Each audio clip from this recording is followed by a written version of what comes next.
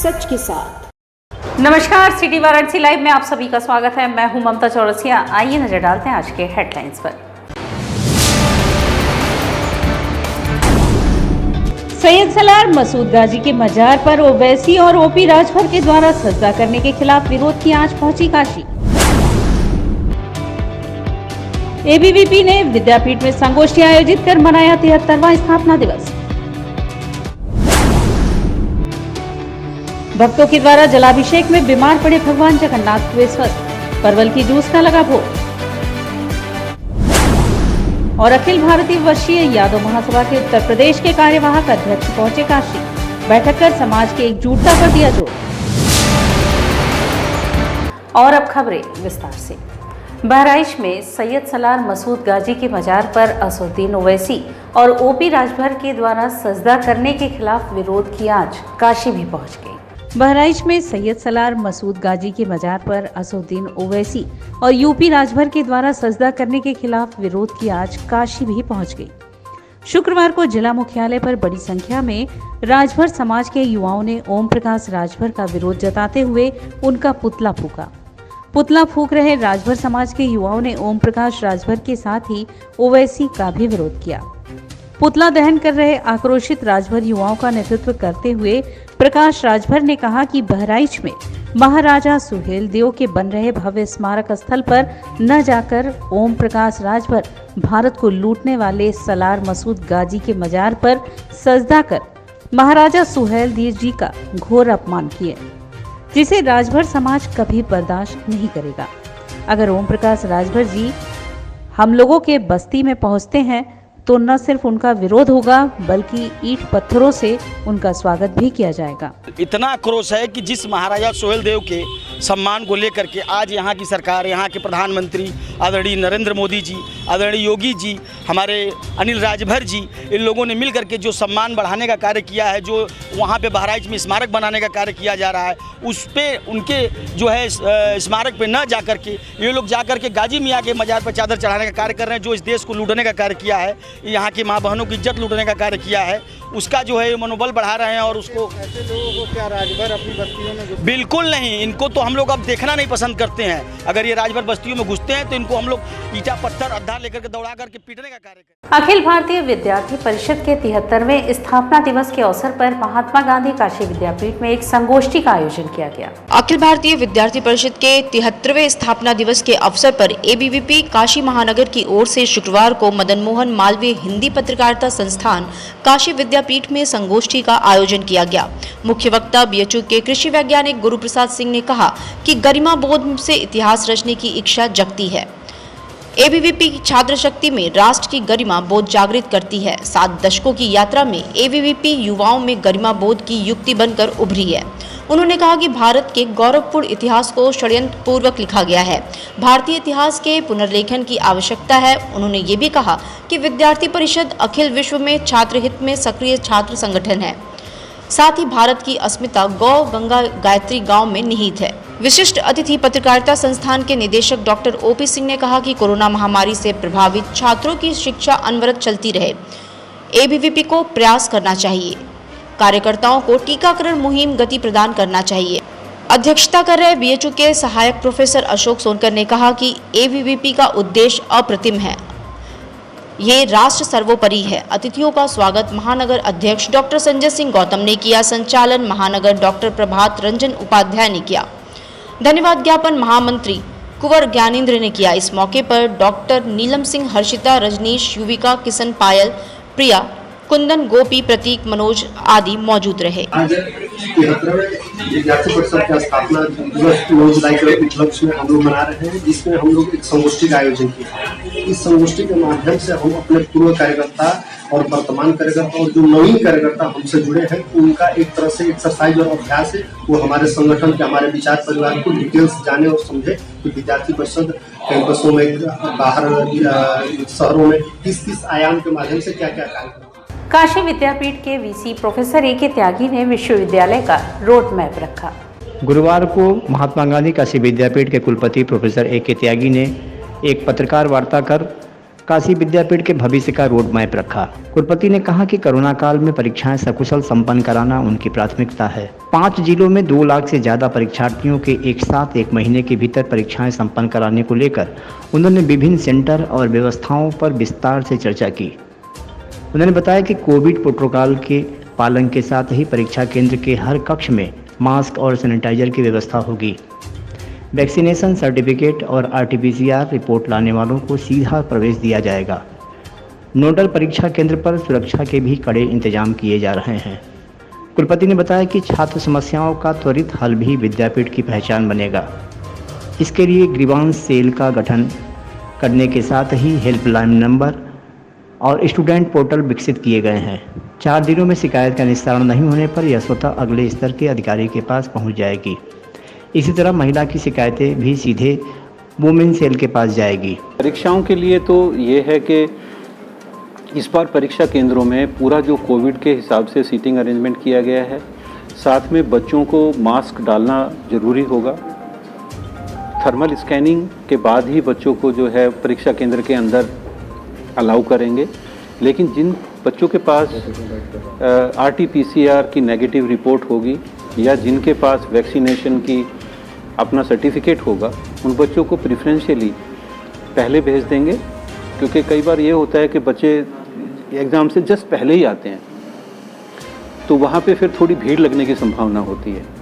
तो भीड़ ना लग पाए इसलिए ये किया गया कि जिनके पास रिपोर्ट्स हैं या जिनके पास सर्टिफिकेट्स हैं उनको पहले भेज दें, भीड़ ना लगे, और बाकी को पूरा सोशल डिस्टेंसिंग का पालन करवाते हुए हर एक बच्चे की थर्मल स्कैनिंग करके तब अंदर भेजा जाए। परीक्षा केंद्र के अंदर भी पूरा अरेंजमेंट है सैनिटाइजेशन का। प्रॉपर पहले परीक्षा से पहले सभी क्लासरूम्स को सैनिटाइज किया जाएगा। इवन परीक्षा के दौरान यदि किसी बच्चे को कोई दिक्कत होती है तो वहाँ पे सैनिटाइज़र, उसको बाथरूम जाना है या कुछ भी है, सैनिटाइज़र अवेलेबल होगा। यदि किसी बच्चे का मास्क ख़राब हो जाता है तो एक्स्ट्रा मास्क का भी प्रबंध होगा। साथ ही साथ हमने जो स्वास्थ्य विभाग है उसको भी लिखा है कि in case of any emergency वो अरेंजमेंट भी हमने जिला प्रशासन को हमारी तरफ से लेटर गए हैं कि उसके लिए भी वो अपना कोई ना कोई अरेंजमेंट बना के रखें। अखिल भारतीय वर्षीय यादव महासभा के कार्यकारी प्रदेश अध्यक्ष अशोक यादव, अधिवक्ता सुप्रीम कोर्ट ने शुक्रवार को एक प्रेस वार्ता की। अखिल भारतवर्षीय यादव महासभा के कार्यकारी प्रदेश अध्यक्ष अशोक यादव, अधिवक्ता सुप्रीम कोर्ट ने शुक्रवार की एक प्रेस वार्ता में कहा कि यादव महासभा एक सामाजिक संस्था है जो यादव समाज के साथ साथ सर्व समाज के सामाजिक उत्थान, सामाजिक कल्याण, राष्ट्र निर्माण व सामाजिक सौहार्द आदि सामाजिक विषयों पर कार्य कर रही है। इस दौरान उन्होंने सभी सजातीय बंधुओं से विशेष अपील करते हुए कहा कि सभी लोग अतिशीघ्र वैक्सीन लगवाएं। साथ ही प्रदूषण से बचाव व हरित क्रांति के साथ पर्यावरण सुधार के लिए भी यादव महासभा विशेष कार्यक्रम चलाएगी। अशोक यादव ने बताया कि प्रदेश कार्यकारी अध्यक्ष बनने के बाद उन्होंने गाजियाबाद से जनसंपर्क अभियान पिछले हफ्ते शुरू किया है। प्रशस्ति पत्र दे रहे हैं और प्रोत्साहित कर रहे हैं सम्मान करके। तो समाज को क्या करना चाहेंगे? हम इस समय सिर्फ कोरोना के ऊपर काम कर रहे हैं हमारे कार्यकर्ता, ताकि वैक्सीन लगवाने के लिए सब लोगों को प्रोत्साहित और ज़्यादा किया करें। हम लोग जागरूकता अभियान चला रखा है पूरे देश में, पूरे प्रदेश में हम लोग चला रहे हैं कि ताकि कोरोना के बचने के लिए लोग एक तो सरकार के दिए हुए सारे नियमों का पालन करें, इसके अतिरिक्त वैक्सीनेशन जरूर कराएं। कोई भी बिना वैक्सीन के नहीं रहना चाहिए पूरे देश में। अगर एक भी व्यक्ति बचेगा तो उसी से फिर दोबारा फैल सकता है, इसलिए सब लोगों को वैक्सीन लगनी आवश्यक है। सिर्फ वही एक चीज़ है जिससे हमें कोरोना से बचाया जा सकता है। प्रेस वार्ता को संबोधित करते हुए प्रदेश के प्रमुख महासचिव अरुण यादव ने कहा कि विभिन्न क्षेत्रों में विशेष योग्यता प्राप्त प्रतिभाओं का सामाजिक सम्मान व अभिनंदन आज किया जा रहा है, जिससे सामाजिक प्रतिभाओं को प्रोत्साहन मिलेगा। अपने लोगों को प्रशिक्षित और जागरूक करेंगे वैक्सीनेशन के प्रति, पौधारोपण के प्रति, साथ के साथ उनके द्वारा जो कोरोना काल में परोक्ष या अपरोक्ष रूप से समाज की मदद की गई है, सर्व समाज की, उनको प्रोत्साहित करने के लिए उनका सम्मान स्मृति चिन्ह के माध्यम से देंगे। प्रेस वार्ता के बाद अखिल भारतवर्षीय यादव महासभा की पराड़कर भवन के सभागार में एक बैठक हुई, जिसमें तमाम मुद्दों के साथ ही सेना में यादव रेजिमेंट के गठन के पुराने मुद्दे पर भी चर्चा हुई। सिटी वाराणसी लाइव में वक्त चला है एक छोटे से ब्रेक का, मिलते हैं ब्रेक के बाद। वाराणसी लाइव, सच के साथ। गंगा की लहरों से गलियों के छोर तक, जनता के जोर से बाजारों के शोर तक, सर्किट हाउस और पुलिस कमिश्नरेट तक, हम करेंगे सबकी बात।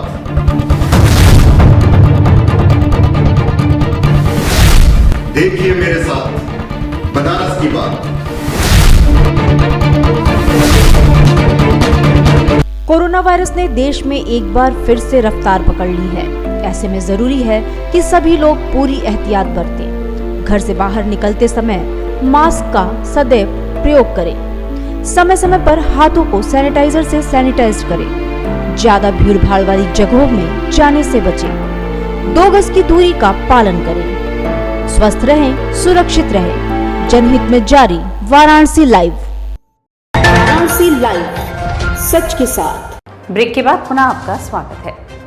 ज्येष्ठ पूर्णिमा पर भक्तों के प्रेम में अत्यधिक स्नान से अस्वस्थ हुए नाथों के नाथ भगवान जगन्नाथ एक पखवाड़े के बाद स्वस्थ होकर जल्द ही अपने भक्तों को दर्शन देने को तैयार हैं। ज्येष्ठ पूर्णिमा पर भक्तों के प्रेम में अत्यधिक स्नान से अस्वस्थ हुए नाथों के नाथ भगवान जगन्नाथ एक पखवाड़े के बाद शुक्रवार को स्वस्थ हो गए। अस्सी स्थित जगन्नाथ मंदिर के पुजारी राधेश्याम पांडे ने प्रातःकाल भगवान जगन्नाथ, बहन सुभद्रा और भैया बलभद्र को प्रतीक रूप से पंचामृत स्नान कराने के बाद सफेद परिधान पहनाया। फिर सफेद फूलों से आकर्षण श्रृंगार कर परवल के जूस का भोग लगाया। भव्य आरती के बाद प्रातःकाल मंदिर में भक्तों ने भगवान जगन्नाथ का दर्शन पूजन किया। भगवान जगन्नाथ, बहन सुभद्रा और भाई बलभद्र का दर्शन कर भक्त आच्छादित नजर आए। ज्ञात हो कि कोरोना के चलते इस वर्ष भी मंदिर प्रांगण से निकलने वाला पालकी यात्रा व 3 दिवसीय काशी का लखा रथ यात्रा मेला स्थगित रहेगा। मंदिर परिसर में ही भगवान जगन्नाथ, भैया बलभद्र व बहन सुभद्रा के साथ मनफेर के लिए पालकी यात्रा अमावस्या तिथि का मान 2 दिन होने के कारण रविवार को निकलेगा और रथ यात्रा महोत्सव परंपरा का निर्वहन होगा। बुखार उनको आ जाता है, 14 दिन तक वह अज्ञातवास में रहते हैं और उनको काढ़े का प्रतिदिन लगाया जाता है। 14 दिन के बाद स्वस्थ होने पर वह अपने शहर के वासियों को दर्शन देने के लिए बाहर निकलते हैं और डोरी द्वारा यात्रा मेला पर जाते थे और 3 दिन भक्तों को दर्शन देते थे। ये परवल का जो जूस दिया जाता है वो अज्ञातवास के ही दौरान दिया जाता है, उसके पहले नहीं। आज जो प्रातःकाल दर्शन पूजन करने के बाद 9 बजे दिया जाता है। तो आज से अज्ञातवास प्रभु खत्म हो गया, समाप्त हो गया। भगवान दर्शन। अस्मिता संस्था के निदेशक स्वर्गीय फादर दिलराज की याद में शुक्रवार को एक श्रद्धांजलि सभा का आयोजन किया गया। अस्मिता संस्था के निदेशक स्वर्गीय फादर दिलराज की स्मृति में शुक्रवार को संस्था के प्रांगण में श्रद्धांजलि सभा का आयोजन हुआ। ज्ञात हो कि विगत कई वर्षों से वाराणसी शहर में झुग्गी झोपड़ी, मलिन बस्ती, असंगठित घरेलू कामगार महिला के उत्थान हेतु कार्य कर रहे थे, जिनका निधन 28 मई 2021 को हुआ। जिनकी याद में शुक्रवार को आयोजित श्रद्धांजलि सभा में वाराणसी के गांधी अध्ययन पीठ के प्रोफेसर डॉक्टर राम प्रकाश द्विवेदी जी, गुड़िया संस्था वाराणसी के अजीत सिंह, बाल संरक्षण इकाई से निरूपमा सिंह, वीकेएम के प्रधानाचार्य महोदया, एशियन संस्था के प्रभारी बाबू भाई आदि लोग उपस्थित रहे। दिलराज के यादगार में श्रद्धांजलि समारोह मना रहे हैं। फादर दिलराज जो अस्मिता संस्था के संस्थापक है और उन्होंने ही इस संस्था का शुरुआत की है। उन्होंने इस संस्था का जो भी कार्यकलाप है उसका शुरुआत किया है और समाज के लिए, बनारस के स्लम बस्तियों के लोगों के लिए, विधवाओं के लिए, बच्चों के लिए, गरीब अनाथ लोगों के लिए बनारस में पिछले 25 साल से इस जगह से कार्यरत है। बहुत सारे लोगों की मदद। श्योपुर थाना क्षेत्र के पांचों पंडवा स्थित यादव बस्ती इन दिनों पेयजल की समस्या से काफी प्रभावित है। श्योपुर थाना क्षेत्र के पांचों पंडवा स्थित यादव बस्ती इन दिनों पेयजल की समस्या से बुरी तरह प्रभावित है। यहाँ पिछले कई दिनों से जल निगम के अधिकारियों की भारी लापरवाही के चलते पानी की जलापूर्ति नहीं हो पा रही है। इस संदर्भ में जब ग्रामीण यादव बस्ती के लोग जल निगम के जेई नीलम यादव से बात किए तो उन्होंने बताया कि जलापूर्ति की सभी लाइनें चालू हैं, लेकिन अगर यादव बस्ती में पानी की जलापूर्ति नहीं हो पा रही है तो इसको ठीक करवा देते हैं। आपको बता दें कि यादव बस्ती के लोग इसी जल निगम के पानी की सप्लाई से घरों में भोजन, नहाना धोना व पशुओं को पानी पिलाने आदि का कार्य करते हैं, लेकिन पिछले 15 दिन से विभाग के कर्मचारियों की लापरवाही के चलते यहां जलापूर्ति नहीं हो पा रही।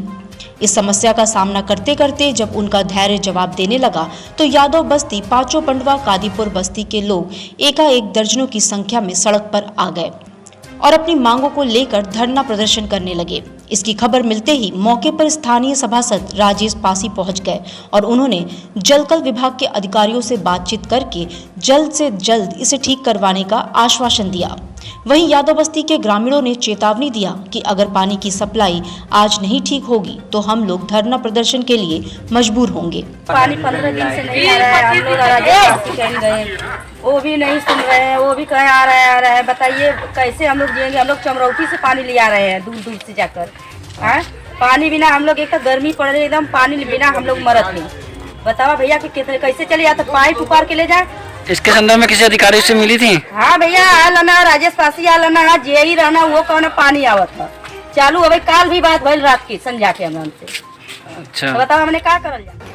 और इसी के साथ सिटी वाराणसी लाइव का यह प्रसारण यही समाप्त होता है। ममता चौरसिया को दे इजाजत। नमस्कार।